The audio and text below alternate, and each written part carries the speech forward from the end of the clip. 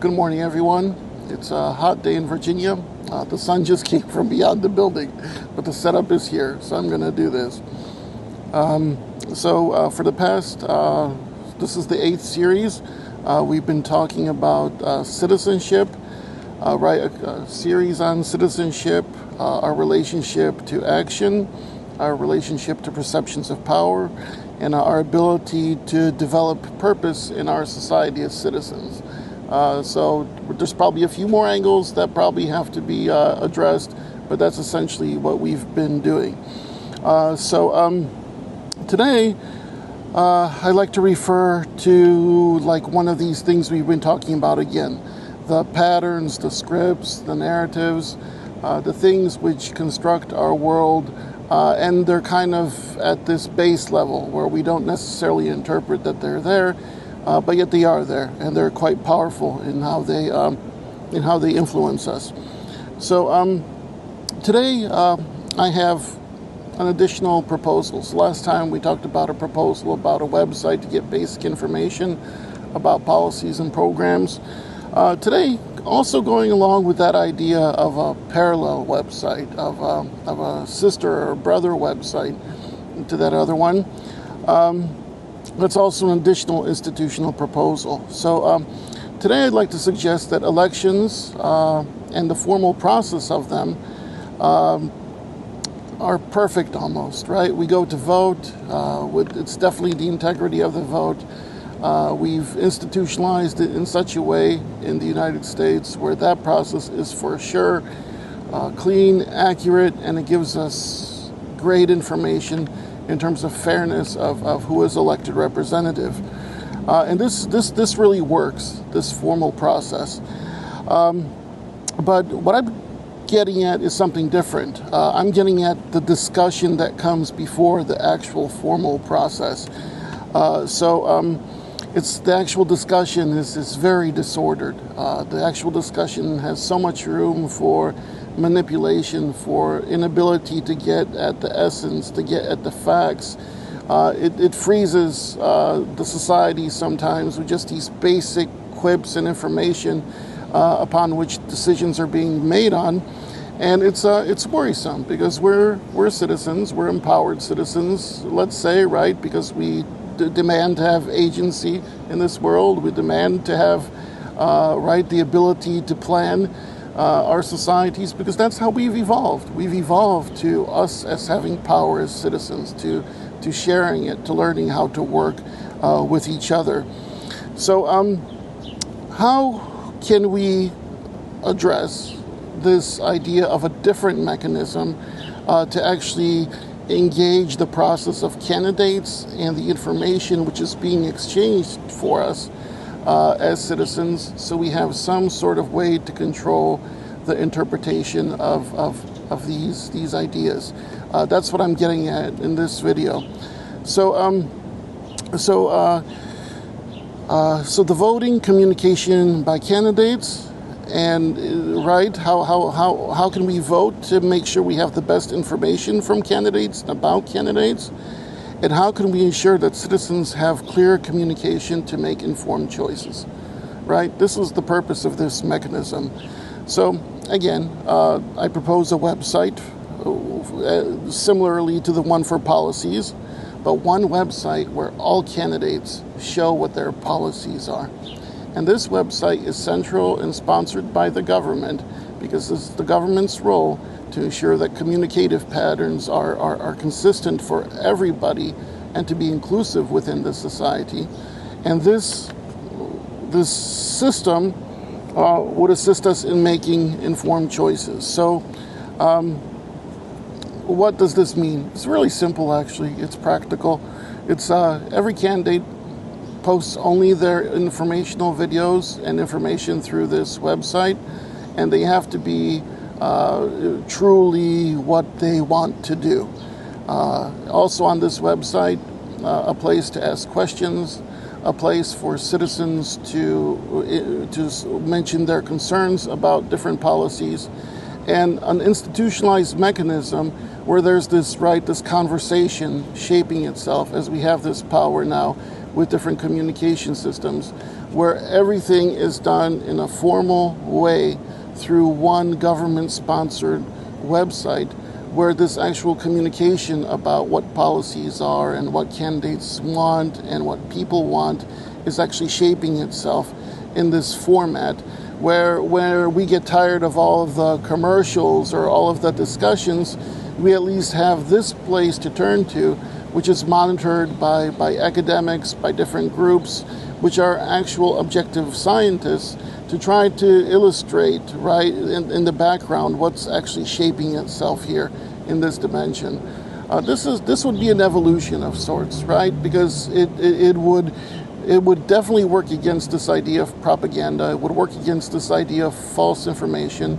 It would actually be government money spent for improving the communication pattern of our citizens, and actually teaching citizens this idea of exchanging ideas, this idea of shaping this reality through our values by actually weeding them out, bringing them out from people's discourses right throughout the country during this procedure. So what this idea works towards is that it seems we have so much energy as citizens in this country, where everybody literally is participating in the millions, right? Records are being broken to vote for elections. But simultaneously, though, what we're actually building, if we have such a system of a centralized, right, policy engagement platform, is that we're building participation by citizens in the public infrastructure based on these new network parameters, where citizens find themselves and this expression becomes a part of this everyday life in the network, right? And it's not this stuff that you post on YouTube. It's not this stuff that you share mindlessly. It's not what I think. It's discussion based on the policies, and it's framed in that way. So this would require, right, communities to actually build upon their values, to build upon the trust in our society, and to share, gather their ideas for this type of engagement to take place. So we build communities by such an infrastructure. We understand each other better by such an infrastructure. We extend values with such an infrastructure, and we also allow new ideas to show up within the infrastructure, where we're actually gathering these questions, gathering these thoughts, gathering our local experts, and it becomes a communication of equals in this society for us. So it's not like we elect a representative and that representative kind of thinks what we know maybe as something, and then there's that free space where people get to do whatever they want. It becomes the opposite. It becomes like we've actually understood the policies. We've understood what we want. We understand what's important, and we're sharing that in this discourse mechanism with the people who are proposing to do things for us, and it becomes something which is actually holistic at that point. And this is something which actually is beneficial. So why is it beneficial, right? And is it an outlandish idea, are the two other kind of questions. So I think it's beneficial for two series of reasons. So we remove denunciation, remove posturing, we remove domination, we remove obfuscation, we remove mistrust, we remove heavy-handedness, and we remove self-proclamation from this engagement process of people wanting to be elected to important positions within our society. We've removed that because it becomes technical, it becomes information, it becomes sharing in one central space what exactly is important to this individual, and we get a feeling for how they would enact those policies, which aren't just generally mentioned, but we'd actually be trained, right, to work in this type of infrastructure through our high school, grammar schools, right, citizenship classes, as we discussed before, to engage this world as fully capable, competent citizens who know how to participate not only in this material community, but now this network community, which has developed around us in a responsible way. So the second series, it reduces wasted time. Because if you think about it, the previous elections have essentially created divisions among many wonderful people on both sides. Everybody feels it's wasted time. I think this is a common denominator. Wasted human energy, wasted angst for what? For what? These feelings of uncertainty. That's not what builds societies. So wasted resources, billions and billions and billions of dollars spent on commercials, which actually most of us would agree don't really share anything. Spent on different types of confetti or whatever, right? These types of things which have no benefit actually in the long term, but billions of dollars were spent. So what I'm proposing here is this type of business perspective in a way, because whoever deals with business, they want to see increased value from the investment which they make. They want to see something extra to shape itself. And what's the extra that shapes itself if we approach it this way? We build cooperation, we build trust, we teach citizens, or we teach ourselves as citizens how to work together, and we become our own voice because we've learned how to collect our voice in this external environment, again, assisting those ideas of e pluribus unum as it enters the actual formal infrastructure of our country. So I would add one more proposal to this. All funding plus donations go into a common pool shared equally by all candidates. Now this may seem crazy, right? Because why should I give to that person? Well, actually it's not crazy if you think about it, because we can't have certain citizens being able to buy elections, can we? But if we have a relationship to this procedure where, sure, spend all the money that you want, take advantage of it, but it's equally shared amongst all candidates, what we actually create is we create a diversity of candidates. We allow individuals from different walks of life to actually enter this domain based on their ideas and what is important to this society and how it relates to the policies and how it relates to what the people actually need in our country. If we start focusing this way, then we actually get away from this silent power, silent interests, which then shift back to this idea of not of friendships, but of trust, cooperation, built from the long-term possibilities of citizen cooperation within the society, which is the promise of democracy, right? This is the promise of this country. And it's a place where we could make this truly happen. And I think this is something which is maybe powerful from such a proposal, which also requires, right, your thoughts and your ideas and variations to be successful. But something else comes to mind here. So what this essentially does is this allows us to express our visions, right? It allows us for us to pose our questions, to develop our purpose, and to develop our democratic communities. And right, this is wonderful. This is the fulfillment of citizenship. This is our right of citizenship. This is the promise of citizenship. This is the constitution of citizenship, right?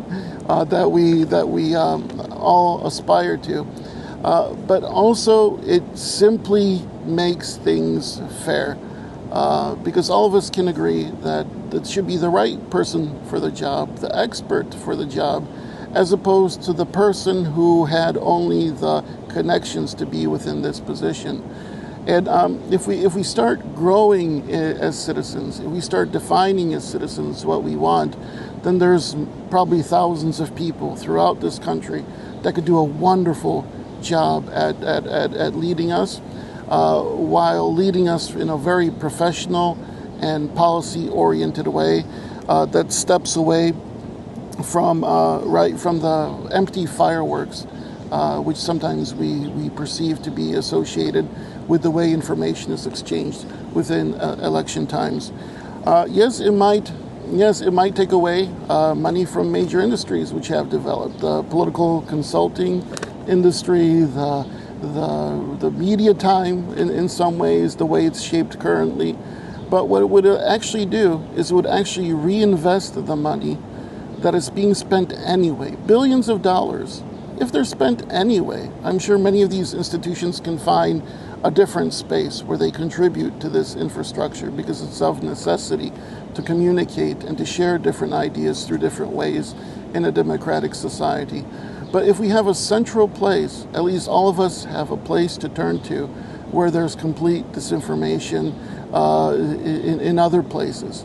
And this becomes a source of power. Not only this becomes a source of power, but the billions of dollars spent in an engagement pattern on a website where all citizens are able to ask questions, participate with experts, right? Also guiding these types of discussions with policymakers. If we have such a spot, then we're actually building that long-term conversation, that long-term strategy, that long-term definition in a public space, in a very efficient way, actually, right? And we've changed the idea of elections from a show to the idea of seriousness. Because again, right, we talked about, we're here as citizens, we're here to participate, but we're also here on a planet that's going, 70,000 miles through space per hour, and we don't necessarily know where we're going in our orbit. I mean, let's use this time wisely, more or less, is what I'm suggesting with that final idea, is let's be serious about this world, this life, but in a simple way serious, in a confident way serious, in a trustworthy way serious, and with expectations that we as citizens in the great United States of America also have something to say, because this place allows us.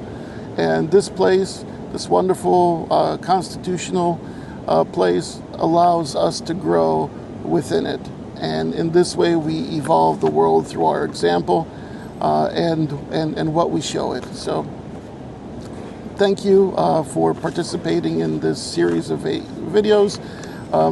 Right now it's going to be a break. I'm sure there will be other ones, but thank you very much, and have a wonderful day.